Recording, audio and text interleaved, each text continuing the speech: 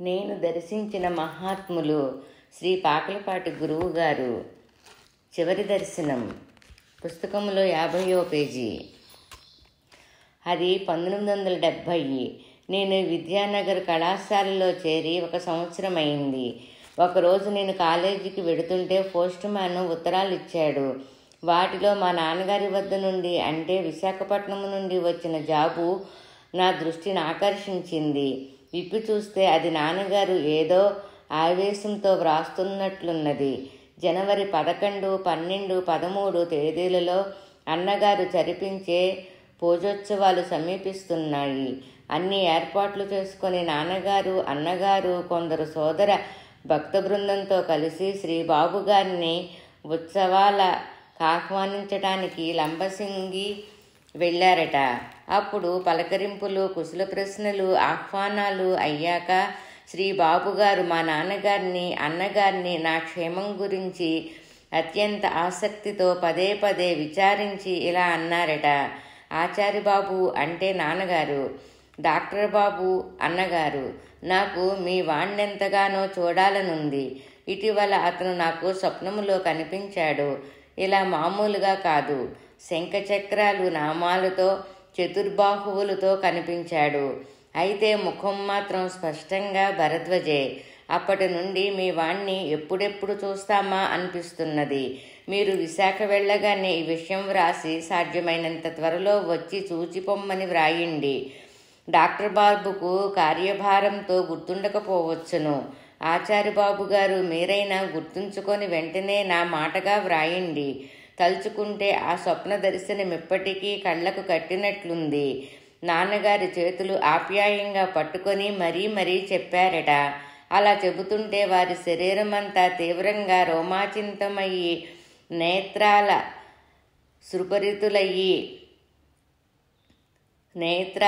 సుపూరితాలయ్యి కంఠం గద్గదమవుతుందట. నాన్నగారెంతో ఆశ్చర్యంతో తప్పకుండా నాకు వ్రాస్తానని మాత్రమే చెప్పి తిరిగి విశాఖ చేరగానే ఆ భావావేశంలోనే వ్రాసేశారని ఆ జాబు చూస్తూనే తెలుస్తున్నది. అది చదువుతూనే నాకు మతిపోయినంత పనయింది. సాయంత్రం వరకు కళాశాలలో వృత్తి ధర్మాన్ని నెరవేర్చుకొని సాయంత్రం అలా చల్లగాలికి నడుస్తూ అంతా నెమరవేసుకున్నాను. నాకు తెలిసినంత వరకు నేనెట్లా దర్శనం ఇంకొకరికి ఇవ్వగల స్తోమత నాలో లేదు. అందరిలోనూ అన్నింటిలోనూ సాయిని భావించుకుంటూ సత్పురుషుల దర్శన ఆశీస్సులకై తప్పిస్తుండే పాండుడనే. మరి నేను శ్రీ బాబుగారు వంటి సిద్ధపురుషుని కల స్వప్నములో కనిపించడమేమిటి? దానిని వారంతా గుర్తుగా ప్రత్యేకంగా నాన్నగారికి చెప్పడము, నన్ను వచ్చి చూచిపొమ్మని వ్రాయించడమేమిటి? ఆ విషయం వారికంతటి భావావేశాన్ని కలిగించటమేమిటి? చాలాసేపు ఏమీ పాలుపోలేదు. ఎంతసేపు ఆ చింతపల్లి, కేకారణ్య పర్వత ప్రాంతము, లంబసింగి గ్రామము, గురువుగారి ఆశ్రమము, వారి నిరాడంబర రూపము, ఇవే నా మనసులో మెదులుతూ నా హృదయమంతా ఏదో చెప్పలేని దిగులుతో నిండింది. తరచూ బాబుగారి రూపము, ముఖము, నేత్రాలు నా కండ్లల్లోకి చూస్తూ నవ్వుతూ మనఃఫలం మీద తళుక్కుమంటున్నాయి. సన్నిహితులైన విద్యార్థులు కొందరు పోగయ్యారు. ఒకచోట కూర్చొని జాబు విషయం చెప్పి సందర్భానుసారంగా మాట్లాడుకున్నాము. అందులో ఒక విద్యార్థి, అయితే మీరు బాబుగారు కల స్వప్న దర్శనం ఇచ్చారంటే మీరు మా నుండి మరుగుపరుచుకుంటున్న దివ్యమైన స్థితి మీలో ఉన్నదనే అర్థం అన్నాడు. ఒక క్షణం నాకేమనాలో తెలియలేదు. ఆ ప్రస్తావన ఎన్నో గొడవలకు, అనర్థాలకు దారి తీస్తుందన్న ఆలోచన నా హృదయములో తళుక్కున మెరిసి వెంటనే శ్రీ సాయిని స్మరించాను. మరుక్షణమే ఒక యోచన మెదిలి ఇలా అన్నాను, అలా కాదు, శ్రీ బాబుగారు దైవస్వరూపులు. వారు తమ భౌతిక రూపాన్ని త్వరలో త్యజించి తమ దివ్యమైన నిజస్థితిలో ఐక్యమొందుతారన్న దివ్య సంకేతం వారికలా వచ్చి ఉండవచ్చు. ఆ లోపల వారు నాకు అందించవలసిన దివ్య సందేశమేదో ఉండి ఆ పనిని ఈ లోపులే నెరవేర్చమన్న సంకేతమే ఈ స్వప్నమై ఉండవచ్చు. నా సమాధానం నాకే వింతగానూ ఎంతో వాస్తవంగానూ తోచింది. ఆ క్షణము నుండే గుండె బరువెక్కింది. ఇక ఎక్కువ కాలం బాబుగారు మనకు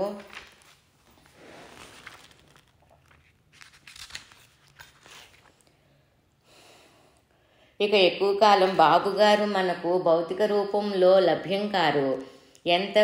ఎంత వారిని త్వరగా దర్శించగలిగితే అంత మేలనిపించింది. త్వరలో సంక్రాంతి సెలవులు, గురు పూజోత్సవాలు వస్తున్నాయి కదా అని ఎంతగానో ఎదురు చూస్తున్నాను. చివరికి ఆ రోజులు వచ్చాయి. నేను గురు పూజలకు విశాఖపట్నం చేరాను. ఆ మరురోజు ఉదయం శ్రీ బాబుగారు కూడా వచ్చారు. ఇతర భక్తులు, మా సోదరులు అందరం వారికి నమస్కరించుకున్నాము. వారు నాకేసి ఎంతో ప్రేమగా చూస్తూ భుజాన చెయ్యి వేసి ప్రక్కన కూర్చోబెట్టుకొని దగ్గరగా లాక్కుంటూ అన్నగారితోనూ నాన్నగారితోనూ మీ వాణ్ణి రప్పించారే, ఎంత తృప్తిగా ఉన్నదో అని నాతో పూజయ్యాక నీవు ఆశ్రమానికి రావాలి, మరచిపోకు సుమా అన్నారు. నేను నమస్కరించి తల ఊపాను. బాబుగారు కొంతసేపు అందరితో ఉల్లాసంగా కబుర్లు చెప్పి వెళ్ళిపోయారు. బయలుదేరే ముందు బాబుగారు అన్నగారి కోరిక మేరకు వారితో కలిసి ఫోటో తీయించుకున్నారు. మరి రోజు గురు పూజలయ్యాయి. నాడు కొంచెం విరామం చిక్కినప్పుడు అన్నగారు నాతోనూ కొందరు భక్త సోదరులతోనూ కొన్ని ఆసక్తికరమైన విషయాలు చెప్పారు. ఆ గురు పూజలకు కాయగూరలు ఎక్కడా కొనవద్దని తామే లంబసింగి నుండి పంపుతామని శ్రీ బాబుగారు చెప్పి లారీలో వాటిని చేర్పించారట. అవే 3 రోజులు అన్ని వందల మంది ఆరగించగా ఇంకా గదిలో చాలా మిగిలి ఉన్నాయి. సెలవు తీసుకొని ఇళ్లకు వెళ్లే భక్తులకు అన్నగారు వాటిని పంపుతున్నారు. ఆ మరురోజు నేను లంబసింగి ఆశ్రమానికి వెళతానని అన్నగారితో చెప్పాను. ఒక్కడివే ఎలా వెళతావు అని వారంటుంటే మాకు బంధువు ఆత్మీయులు అయిన ఆళ్వారు, నేను వస్తానురా తమ్ముడు, నేనెప్పుడూ వెళ్ళలేదు, నాకు నువ్వు తోడుంటావు, ఇలాంటి అవకాశం జారిపోతే మళ్ళీ వెళ్ళగలనో లేదో అన్నాడు. అన్నగారు చిన్నగా నవ్వి సరే వెళ్ళిరండి అన్నారు. మొదట నా గుండెలో రాయి పడింది. కారణం నాకదే శ్రీ బాబుగారి చివరి దర్శనమని బలంగా తోస్తున్నది. ఆ కారణంగానే వారు నాకేదో ముఖ్య సందేశం ఇవ్వదలిచి నన్ను రప్పించినట్లున్నది.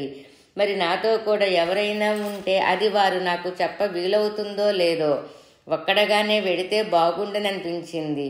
కానీ నా భయమే నిజమైతే సోదరుడు ఆళ్వారుకు కూడా శ్రీ బాబుగారిని వారి ఆశ్రమాన్ని దర్శించే అవకాశం పోతుంది కదా. నేను ఎలా అడ్డం చెప్పటం? కొంతసేపు ఇలా గుంజాటన పడ్డాక నాకు శ్రీ సాయి అనుగ్రహం ఉంటే బాబుగారు ఎలాగో నాకు ఆ సందేశాన్ని అందిస్తారని నేనుగా ఆళ్వారుకు అడ్డ చెప్పకూడదని నిశ్చయించుకున్నాను. అనుకున్నట్లే మరో రోజు బయలుదేరి సాయంత్రం చీకటి పడేసరికి లంబసింగిలో శ్రీ బాబుగారి ఆశ్రమంలో ప్రవేశించాము. బాబుగారి ద్వారా మొదట మంచం మీద కూర్చొని ఉన్నారు. చాలా బలహీనంగానూ డెస్ అయినట్లున్నారు. ముఖాన ముడతలు తొంగి చూస్తున్నాయి. వెనకటి కంటే ఎంతగానో వృద్ధాప్య చిహ్నాలు కనిపిస్తున్నాయి. మేము నమస్కరించి కూర్చోగానే ఎంతో ఆత్మీయతతో కుశల ప్రశ్నలు వేశారు. ఆళ్వారుని గురించి, వారింటి గుర్తు, ఉద్యోగము మొదలైన వివరాలు అడిగారు. మా నాన్నగారిని గురించి ఎంతో ప్రశంసంగా మాట్లాడి వారి వంటి వారు ప్రశాంతంగా ఉండదగిన పవిత్ర వాతావరణం ఇది, వారిని వచ్చి ఇక్కడ ఉండమని, వారికి ఏ లోటు లేకుండా అన్ని ఏర్పాట్లు చేస్తానని అన్నాను. వారు సరేనన్నారు. మరొకసారి వచ్చి ఉంటానన్నారు. కానీ వారు మిమ్మల్ని అందరినీ విడిచి వచ్చేస్తారా అంటూ నవ్వారు. ఇలానే మాటలలోనూ తమ పూర్వ స్మృతులలోనూ ఆ రోజు మరురోజు గడిచాయి. మా ఆళ్వారుకు తరచుగా సిగరెట్ తాగే అలవాటున్న ఆశ్రమంలో బాబుగారి సాన్నిధ్యములో దానిని నిలిపివేశాడు. గంటలు గడిచిపోతున్నాయి. బాబుగారు నాకెట్టి ప్రత్యేక సందేశము ఇచ్చేట్లు కనిపించలేదు. నా విషయమయ్యి ఆంతర్యములో శ్రీ సాయిని ప్రార్థిస్తున్నాను. ఉన్నట్లుండి బాబుగారు, ఏం బాబు, మంచి ఉప్మా తిందామేమిటి అన్నారు. వారి సహపంక్తిన ఏమి తిన్నా మహద్భాగ్యమే. నేను ఆళ్వారు ఆసక్తితో తలలు ఊపాము. వెంటనే వారు, కానీ నిమ్మకాయ పిండకపోతే ఉప్మాకు రుచి రాదు, నిమ్మకాయ ప్రక్క గ్రామంలో కానీ దొరకవు, ఇప్పుడెవరు వెళ్ళి తెస్తారు చెప్పమా అన్నారు ఆర్దోక్తితో. నేనేమీ మాట్లాడలేదు. కారణం ఉన్న కాసేపట్లో నేనక్కడికి వెళ్ళి బాబుగారి సాన్నిధ్యాన్ని కోల్పోదలుచుకోలేదు. ఆళ్వారు, నేను వెళ్ళొస్తాను బాబుగారు, అయితే నాకు ఈ అడవిలో దారి తెలియదేమో, ఎవరన్నా తోడు పంపితే నేను తెస్తాను అన్నాడు.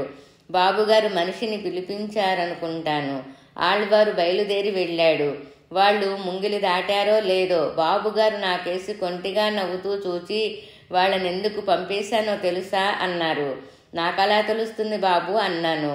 అంతేనా, రా ఇలా కూర్చో, నీతో ఏకాంతంగా మాట్లాడాలనే వాళ్ళను పంపాను అన్నారు. ఆశ్చర్యంతో ఆనందంతో నాకు నోటమాట రాలేదు. మరుక్షణమే వారేమి ఆదేశిస్తారో అవి నేను ఆచరించగలనో లేదోనన్న భయం ఆవహించింది. బాబుగారి ఎదుట దగ్గరగా జరిగి కూర్చున్నాను. బాబుగారు చిరునవ్వుతో దృష్టి నాపై నిగిడ్చి చూస్తూ మౌనంగా కొంతసేపు ఉన్నారు. మరుక్షణమే చుట్టూ ఉండే విశాల ప్రకృతి అంతటితోనూ వారికి గల తాదాత్మ్యం నా మనసు నాకట్టుకున్నది. మరుక్షణమే చుట్టూ ఉండే విశాల ప్రకృతి అంతటిలోనూ వారికి గల తాదాత్మ్యం నా మనసు నాకట్టుకున్నది. ఒక్కొక్క క్షణం అలాంటి గుర్తింపు కలుగుతుంది. కొంతసేపు అయ్యాక అంతటి మహోత్తరమైన వారి సన్నిధిలో కూడా మన యోచనల్లో మనం మునిగిపోయి ఆ సన్నిధినే మరుస్తాము. లేక బాబుగారు మాట్లాడుతుంటే వారిలోని ఆ మహోత్తర అద్వైత భావాన్ని మరిచి వారి మాటల్లో మునిగిపోయి వారు కూడా మనవలే దేహంతో తాదాత్మ్యం కలవారన్న భ్రాంతిలోనే వారి మాటలు వింటాము. వారు మౌనంలోనూ మాటలలోనూ కూడా అద్వైతపరమైన తాదాత్మ్యాన్ని సకల ప్రకృతిలోనూ కలిగి ఉంటారన్న సంగతి ఏ కొద్దిసేపో అప్పుడప్పుడు కలుగుతుంటుందని గుర్తించాను. అలాంటి గుర్తింపు నిలిచిపోవడమే నిజంగా గురు సన్నిధిలో ఉండడమని, అదే నిష్ఠ అని, అలా సన్నిధిలో ఉండటమే నిజమైన గురుసేవని తోచింది. అందుకే సాయి ఎవరు నా శిష్యుడని చెప్పుకోగలవాడు? నేను నా గురువును సేవించినట్లు సేవించగలిగితేనే శిష్యులమని చెప్పుకోవచ్చు. అట్టివాడు నాకొక్కడ కూడా కనిపించలేదు అన్నారు. అంతేకాదు, నా వద్దకన్నీ చల్లని నాణ్యాలే వస్తున్నాయి. ఒకటి నక్కు పోయింది, ఒకటి విరిగినది, ఒకటి అరిగిపోయినది, ఒకటి కూడా పనికొచ్చేది లేదు అన్నారు. ఇక వాటిని అంటే వారి భక్తులను తిరిగి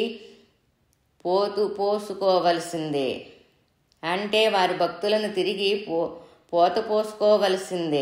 ఇంతలో బాబుగారు అకస్మాత్తుగా మాట్లాడారు. తుళ్ళిపడి విన్నాను. నేనొకటి చెబుతాను, చేస్తావా? నాకేమనాలో తెలియలేదు. నా వల్ల కాదు అనేట్లయితే నేనెందుకు ఆయన సందేశాన్ని ఆశించి వచ్చినట్లు?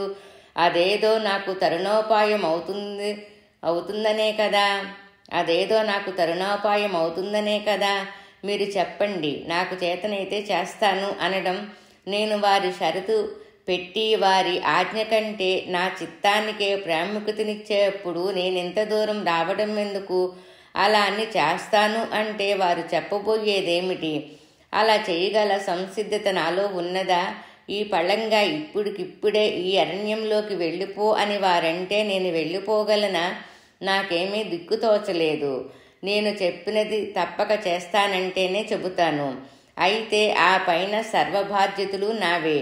నీ శ్రేయస్సుకు నాది హామీ అన్నారు. ఇక సరేనని మనస్ఫూర్తిగా అంగీకరించడం ఒక్కటే నా వంతు. దానిని నేను ఆచరించేలా చూసుకోవలసినది, అందులో తేడా వస్తే సరిదిద్దుకోవలసినది వారేనన్న అభయం నాకు ఆ మాటల్లో గోచరించింది. సరే అన్నాను. చేతిలో చెయ్యి వెయ్యి అని చెయ్యి చాపారు. చెయ్యి వేశాను. నా కళ్ళల్లోకి సూటిగా చూస్తూ నువ్వు వివాహం చేసుకోవాలి అన్నారు. నా కళ్ళల్లోకి సూటిగా చూస్తూ నువ్వు వివాహం చేసుకోవాలి అన్నారు. నాకు దిక్కుతోచలేదు. నేను కలగంటున్నానా అనిపించింది. నా చెవులకు నమ్మలేకపోయాను. చాలా సంవత్సరాలుగా నేను ఆజన్మ బ్రహ్మచారిగా ఉండిపోవాలని, సాధ్యమైనంత త్వరగా సర్వసంగ పరిత్యాగం చేసి ఎక్కడికో వెళ్ళిపోవాలని, సత్యాన్ని శోధించి ప్రత్యక్షంగా అనుభవం పొంది ఎక్కడో లోకానికి తెలియకుండా ఉండాలని కలలు కన్నాను, నిశ్చయించుకున్నాను. నా మనసుకు దేహానికి అట్టి తర్ఫీదునిస్తూ వచ్చాను. నా నిశ్చయం మా నాన్నగారికి అన్నగారులకు చెప్పాను.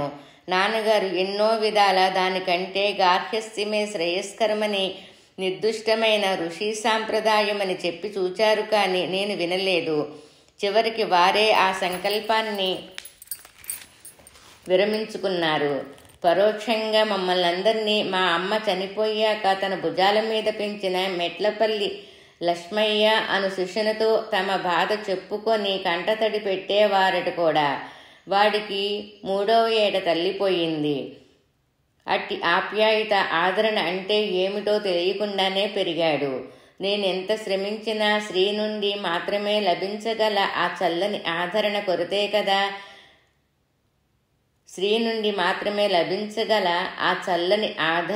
కొరతే కదా వాడి అన్నలందరూ కుటుంబాలతో స్థిరపడి వాడొక్కడే అలా 3 జీవితంతో ఉండిపోతానంటే నాకెంతో బాధగా ఉంటుంది. నీవైనా చెప్పరా అని అతడితో చెప్పుకొని కుమిలిపోయేవారట. ఇటువంటి అవరోధాలన్నీ ప్రాకృతిక జీవితములో సహజమని, వాటిని త్రోసేసి నా ధ్యేయాన్ననుసరించినదే మార్గం లేదని నా విశ్వాసం.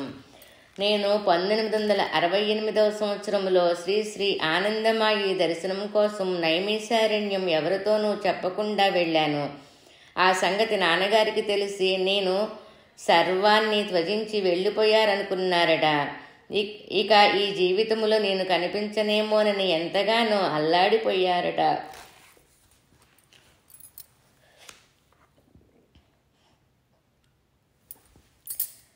విజయవాడలో వారు ఒక్కరే వండుకు తింటున్న రోజులవి.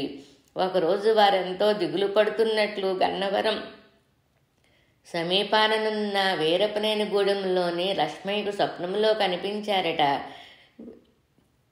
వెంటనే అతడు విజయవాడ చేరేసరికి సరిగా నాన్నగారు అట్టి స్థితిలో ఉన్నారట. అతన్ని చూస్తూనే నాన్నగారు కంటతడి పెట్టుకున్నారట. ఎందరు భయపడిన నాన్నగారు భయపడి దుఃఖపడి నా సన్నివేశాలు తక్కువ. ఆ దృశ్యం చూచి మొదటి లక్ష్మయ్య కూడా కదిలిపోయాడట. తర్వాత తమాయించుకొని మిమ్మల్ని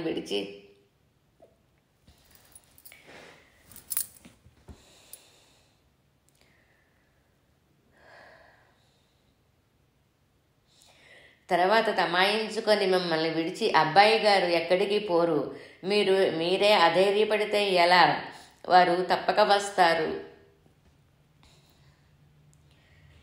ఒకవేళ వారు రాకపోయినా మీ సంకల్పము భగవంతుడు వారిని కట్టి వెనక్కి లాక్కొస్తాయి అని ధైర్యం చెప్పారట. నేను తిరిగి ఇల్లు చేరగానే సంతోషాన్ని పట్టలేక నాన్నగారు నన్ను పక్కలో పడుకోబెట్టుకొని కౌగిలించుకొని ఎంతోసేపు కన్నీరు కార్చారు. మా అమ్మ పోయిన దగ్గర నుంచి నన్నెంత కష్టపడి పెంచారో అన్నీ వివరంగా చెప్పారు. తండ్రి హృదయం ఎలా ఉంటుందో మొదటిసారిగా నాకు కొంత అర్థమైంది. ఆ వయసులో మా మీద ఆశలతో మాకు భారం కాకూడదన్న ప్రేమతో ఎట్టి అండాలేని ఆ వయసులో ఆయన ఒక్కరే వండుకు తింటూ చిన్న గదిలో ఉంటున్న వారి హృదయంలో మేమెలా గాలిసోకని దీపాశికల్లాగా ప్రేమానురాగాలతో పదిలిపరచబడ్డాము అర్థమైంది. నా కుర్రదనానికి క్షమాపణ చెప్పుకున్నాను.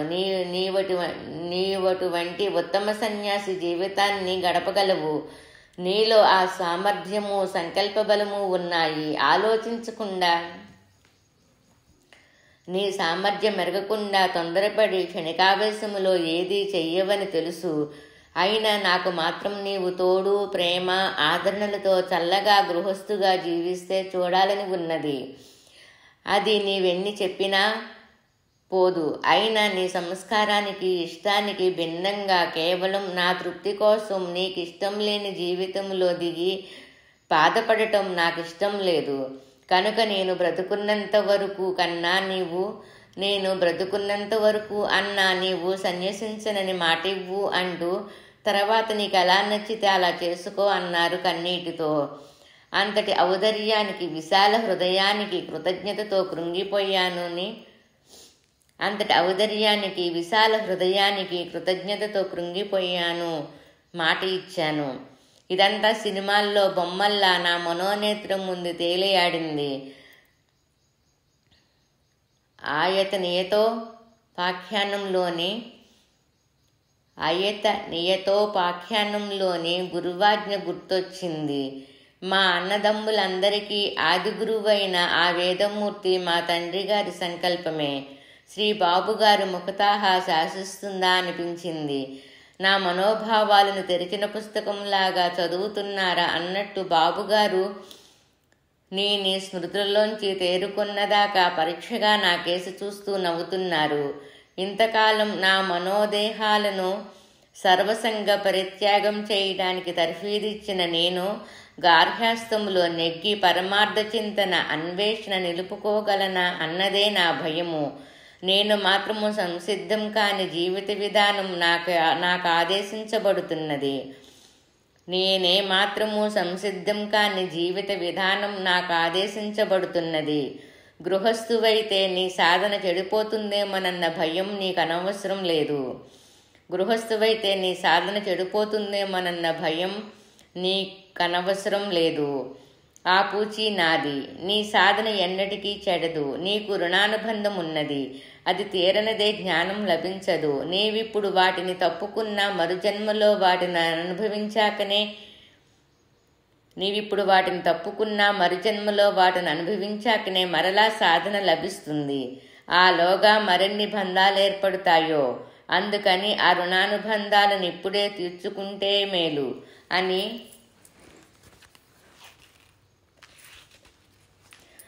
నిశ్చయాత్మకంగా పలికారు బాబుగారు. నా మనసెంతో సమాధానపడింది. మా తండ్రి గారికి సంతోషం చేకూర్చగలుగుతానన్న తృప్తి చిగురించింది. నిశ్చయంగా తమ ఆజ్ఞ అన్నాను. నీవు ముందు విశాఖపట్నం వెళ్ళి నేను చెప్పిన మాట నాన్నగారికి అన్నగారికి చెప్పు అన్నారు బాబు. మరలా నా పామరమైన ఆలోచనలు తెలుస్తాయి. ఆ మాట చెబితే నాన్నగారు సంతోషిస్తారు కానీ అటు తర్వాత లౌకికమైన ప్రయోజనాల దృష్టితోనే నాకు పెండ్లి సంబంధాలు వెతుకుతారు. డబ్బు, హోదా మొదలైనవి చూచి వారు నాకు సంబంధాలు కుదిరిస్తే నా ఆశయాలకు దోహదం చెయ్యలేని తోడు నాకు దొరికితే ఇంతగా సంతోషించే తండ్రి గారు గతించాక నా గతి ఏమిటి? ఒక వంక నా ధర్మాన్ని అనుసరించి ఆ జీవితాన్ని విడవలేక, మరొక వంక హృదయపూర్వకంగా అలాంటి బంధాలలో జీవించలేక నా గతేమిటి? ఇక ఈసారికి జీవితం ఇలా పోవలసిందేనా? వెంటనే అన్నాను. బాబుగారు, వారి దృష్టికి నచ్చిన సంబంధాలు చూస్తే అవి నాకు, నా ఆశయాలకు సరిపడవేమోనని నా భయం. మీ ఆజ్ఞగా నేను ఆ జీవితాన్ని అంగీకరిస్తున్నందుకు మీ ఆశీస్సులతో, దైవానుగ్రహంతో అప్రయత్నంగా నా మనస్తత్వానికి సరిపడిన, నా సాధనకు తోడ్పడే సంబంధం లభిస్తేనే నేను సంతోషంగా అంగీకరించగలను. లేకుంటే నాకెన్నో సంశయాలు, చింతలు ఏర్పడతాయి అన్నాను. అలా అయితే మంచి సంబంధం నన్నే చూడమంటావా? నవ్వుతూ అడిగారు. వెంటనే నా మనసులో అనేక సంశయాలు తలెత్తాయి. వివాహం కాని వీరి భక్తుల పిల్లలెవరైనా ఉన్నారేమో, వారికి సంబంధం నిశ్చయించడానికే నాకు ఇదంతా చెబుతున్నారేమో, వారి బిడ్డలకు ఎలాగైనా మంచి సంబంధం చూస్తానని ఇలాగే వాగ్దానం చేసి దాన్ని నిలుపుకోవడానికే ఈ ప్రయత్నమంతా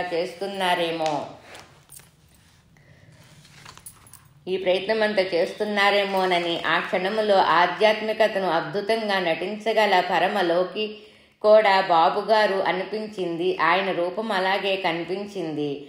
నీవు ఫలానా వాడిని చేసుకోవాలి అని నేనేమీ ఆదేశించడం లేదు. నువ్వు అనుకున్నదే చెయ్యి. నీవు ప్రకటించిన సంశయం దృష్ట్యా నా మాటలు నాన్నగారికి అన్నగారికి మాత్రమే చెప్పి నా మాటను సమయం వచ్చిన దాకా గుప్తంగా ఉంచమను. దైవ ప్రేరితంగా అప్రయత్నంగా వచ్చిన సంబంధమే అంగీకరిస్తానని చెప్పు. నీకు సంపూర్ణమైన ఆశీస్సులు ఉంటాయి. జయము అని అభయమిచ్చారు. నిసంశయమైన హృదయంతో పాదక్రాంతుణ్ణి అయ్యాను. లేచి కూర్చున్న మరుక్షణమే ఇదేమీ జరగనట్లు ఆయన తమ సహజ పార్వస్యములో ప్రకృతిని తండ్రి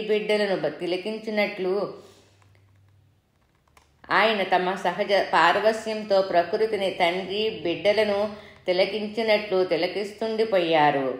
ఆ తదాత్మ్యాన్ని గుర్తించగానే వారి గురించి నాకొచ్చిన క్షుద్ర సంశయాలు గుర్తొచ్చి అవి చెప్పు తీసుకొని నన్ను కొడుతున్నట్లు తోచింది. మనిషి ఎంత అల్పుడో! తన ఇష్టం, ప్రసక్తి, స్వార్థం, ప్రసక్తి వచ్చేసరికి ఎంత మహనీయుడైనా ఎంత హీనంగా అంచనా వేయడానికి వెనకాడడో అంతకు కొద్ది ముందు వారిలో దర్శించిన అద్వైత తాదాత్మ్యత కూడా హీనమైన సంశయాలు తాకిడికి నా స్మృతిలోంచి తొలగిపోయింది. వారి ప్రథమ దర్శనమే నాకు సాయి సంప్రదించారు కానీ వారి ప్రథమ దర్శనమే నాకు సాయి ప్రసాదించారని కానీ వారు మా తండ్రి గారి చేత వ్రాయించిన జాబు చేరిన దగ్గర నుండి కొన్ని వారాలు నాలో నిలిచి సాగిన వారి పట్ల భక్తి శ్రద్ధలు కానీ క్షణకాలంలో నాలో తలెత్తిన క్షుద్రతలంపు తాకిడికి తాళలేదు. శ్రీ సాయి నా మొరాలకించి మహనీయుల దర్శనం ప్రసాదించిన నా బుద్ధి రెప్పపాటులో దానిని వ్యర్థం చేసుకునేందుకు సిద్ధమైనది.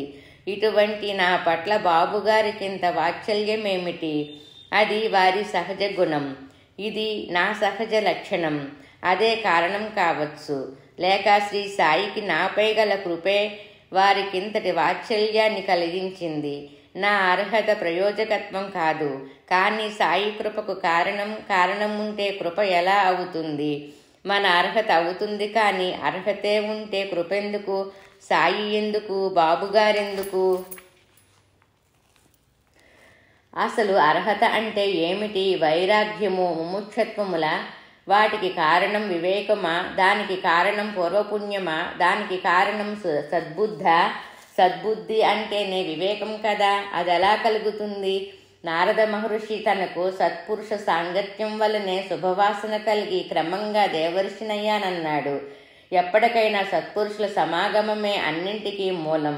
మన అర్హతతో సంబంధం లేని వారి సర్వస్వము సహజము అయిన ప్రేమే మనలను శుద్ధి చెయ్యాలి. అది వారి అనుగ్రహమే కానీ మన ప్రయోజకత్వం కాదని తెలపడానికే మన కుక్కతోక వంటి నైజం అర్ధరహితమైన సంశయాలతో మధ్యలో తలెత్తుతుంది. వాటికి ఆధారమైన మన క్షుద్ర వ్యర్థ భావాన్ని మనం గుర్తుంచుకోగలిగితే కానీ మహనీయుల కృప ఎంతటిదో అర్థం కాదు.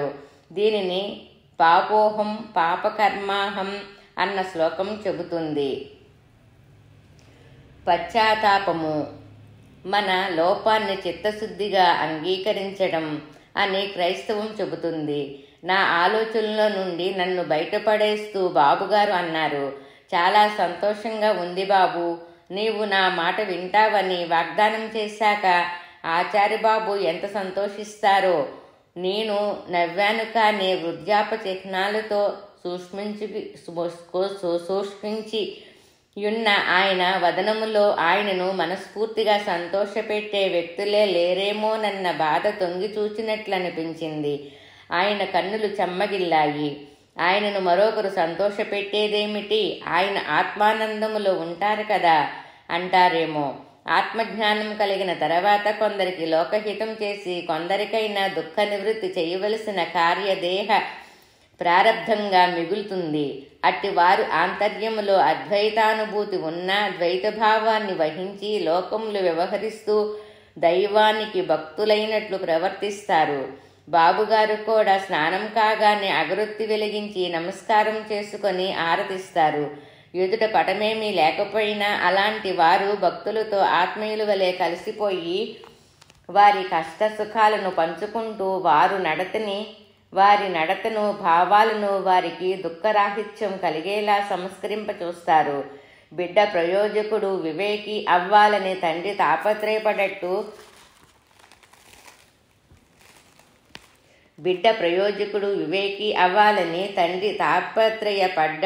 తండ్రికి జీవితంలో ఏ కొరత లేకపోయినా బిడ్డకు కోరుతున్నంత వరకు దానిని తన కొరతగానే తలచి పాటుపడతాడు, బాధపడతాడు. పామరత్వం వలన బిడ్డ తన బాధ్యతను గుర్తించకపోతే తండ్రి హృదయం వ్యధపడుతుంది. అందుకే సాయి కూడా అందరూ నావారే, అందరిపైన నా దృష్టి సమానంగా ఉంటుంది. కానీ కొద్దిమంది మాత్రం మంచివారవుతారు, మిగిలిన వారు దుష్టులవుతారు. తాము మృత్యుమొహంలోనూ దుఃఖంలోనూ మగ్గుతూనే సాటి వారికి దుఃఖం కలిగింప చూస్తారు. ఏం చెయ్యాలి అన్నారెంతో వ్యధతో. 2-3 బిడ్డలతోనే సామాన్యమైన తండ్రికింత ఆవేదనైతే అసంఖ్యాకమైన జీవులే తమ బిడ్డలుగా తలచే వారి వ్యధ ఎలా ఉండాలి? తన బిడ్డలలో ప్రతి ఒక్కడు ఇతరుల పట్ల ద్వేషం, అసూయ పెంచుకొని ఒకరినొకరు దుఃఖపెట్టుకుంటూ పంతాలు, ప్రతీకారాలు తీర్చుకుంటుంటే ఆయనకి ఎలా ఉంటుంది? అట్టి ఆవేదనతోనూ బుద్ధుడు, బోధసత్వులు సర్వజీవకోటి దుఃఖాన్నుండి తరించే వరకు తాము తిరిగి అవతరిస్తుంటామని శపథం చేస్తారు. బాబుగారు, మీరింత బలహీనంగా ఉన్నారు కదా, భక్తులెవరన్నా వచ్చి దగ్గరుండి సేవ చెయ్యనీరాదా? అది వారికి మహాభాగ్యమే కదా అన్నాను. ఏమి భక్తులో ఏమిటో, ఎంతసేపు ఈ కష్టాలు తీర్చు, ఈ కోరికలు తీర్చు అంటూ చుట్టుకునేవారే. ఎన్ని నెరవేర్చినా తీర్చినా ఏ ఒక్కటో నెరవేరని రోజున అలుగుతారు. అనుకున్నది నెరవేరని రోజున సేవ చేస్తామంటూ వస్తారు. వద్దంటే వినరు, వదలరు. అలా అని చెయ్యనిస్తే చేసేవారి మీద చెయ్యలేని వారు అసూయపడి ప్రతి చిన్న కారణానికి ద్వేషాలు, పంతాలు, అసూయలు పెంచుకుంటారు, ముఠాలు కడతారు. అటు రాకున్నా బాగానే ఉంటుంది, సక్రమంగా వచ్చినా బాగుంటుంది. సేవ చేసేవారు కూడా త్వరలో తమకేదో నాపై హక్కు ఉన్నట్లు అడ్డమైన వాళ్లను తెచ్చి నా నెత్తికెక్కిస్తారు. నేను దర్శించిన మహాత్ములు. శ్రీ పాట్లపాటి గురువుగారు, 61వ పేజీ. సిఫారసులు చేస్తారు, అడ్డమైన చోట్లకు రమ్మంటారు, వెళ్ళకుంటే తమ మాట పోయిందని ఏడుస్తారు. అదంతా భక్తేనని వారి భావం. మొదట అందరూ నేను చెప్పేది విని నేనివ్వదలిచిన శ్రేయస్సును పొందాలనే వస్తారు. అలా అని చేరదీస్తే చివరికి వారు చెప్పినట్టల్లా ఆడమంటారు. ఆడకపోతే నా మీదే గుసగుసలు ప్రారంభిస్తారు. బాబుగారు మారిపోయారంటారు. అసంతృప్తితో దౌర్భాగ్యపు జీవితాల వైపు మొగ్గుతారు. అట్టి బెదిరింపులతో నన్ను ఆడించాలని చూస్తారు. సేవ చేస్తామంటారు. అంగీకరిస్తే తామెంతో అధికులైనట్లు అహంకరిస్తారు. క్రమంగా నా పట్ల తేలిక భావాన్ని వహిస్తారు.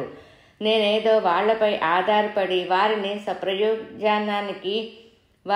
స్వప్రయోజనానికి వాడుకుంటున్నట్లు, అలా కాదని తెలిసేలా చేస్తే ఇంత సేవ చేయించుకొని వారిని అవసరం తీరగానే వదిలించినట్లు బాధపడతారు. మన ప్రతి చర్యను, మాటను వాళ్ళ ఇష్టాల త్రాసుల్లో తూచి మన మీద తీర్పులు చేస్తారు.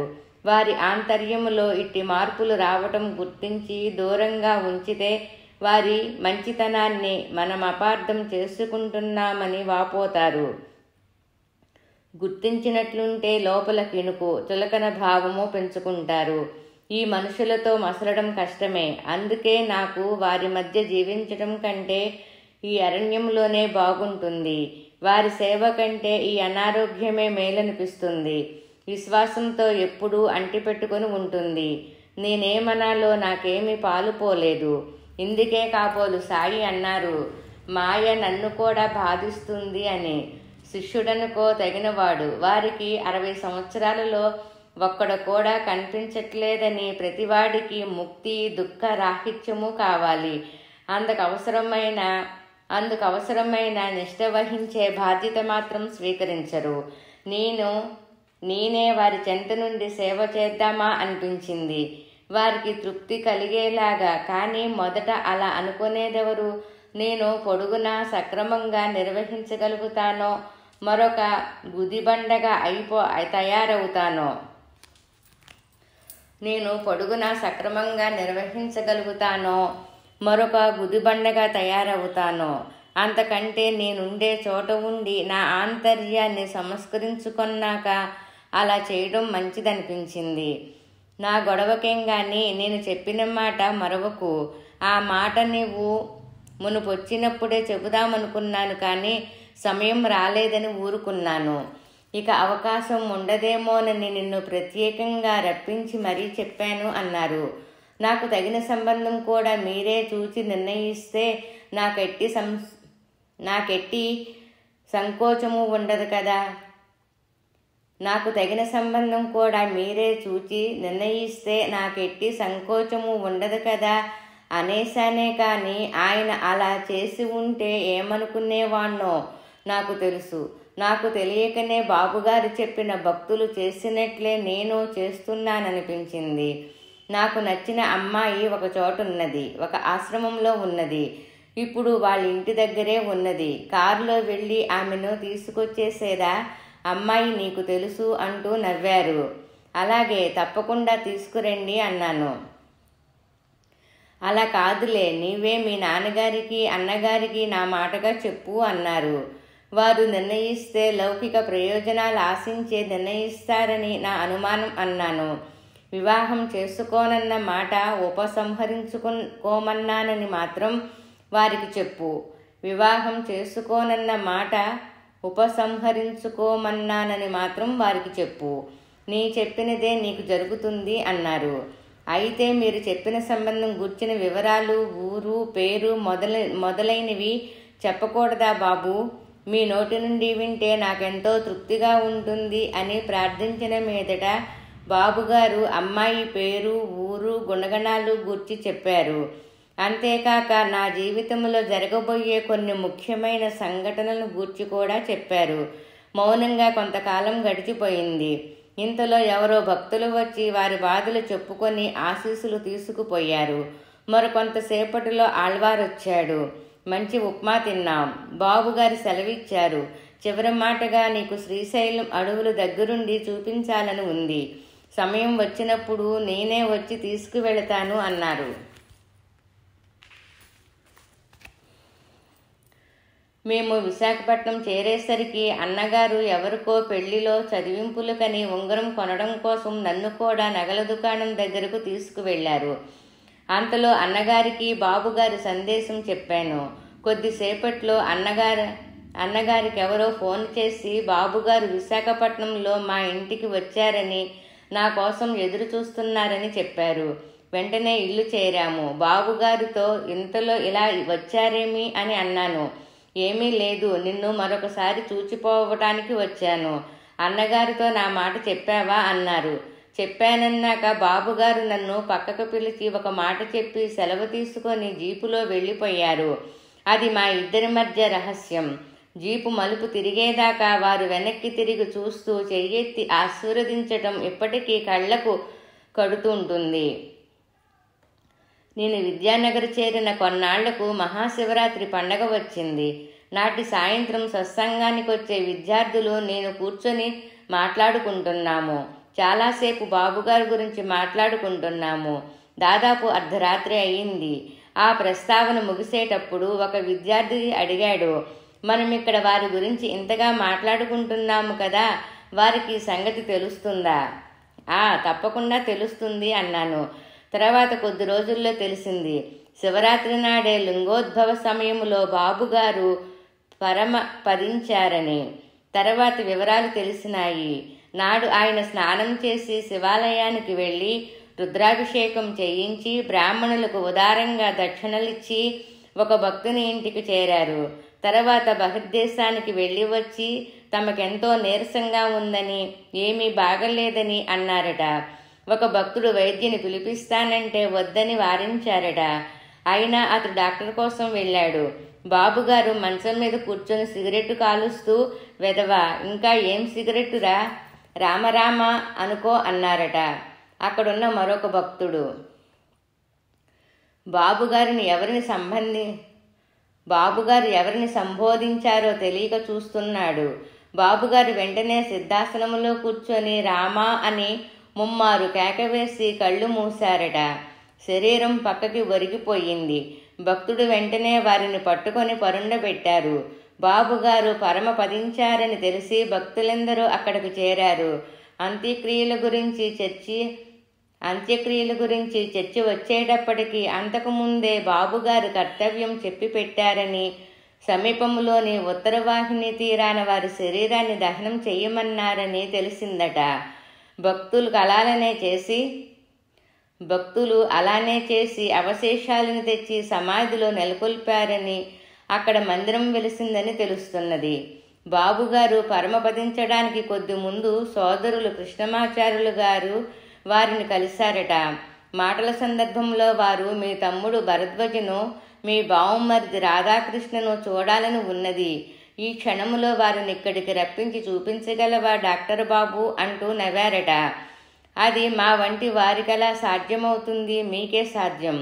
ఉత్తరం రాసి రప్పించమంటారా అన్నారట మా అన్నగారు.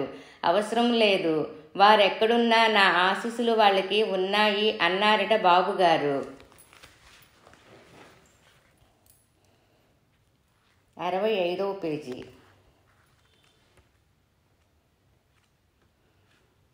చివరి దర్శనం అధ్యాయం సంపూర్ణం.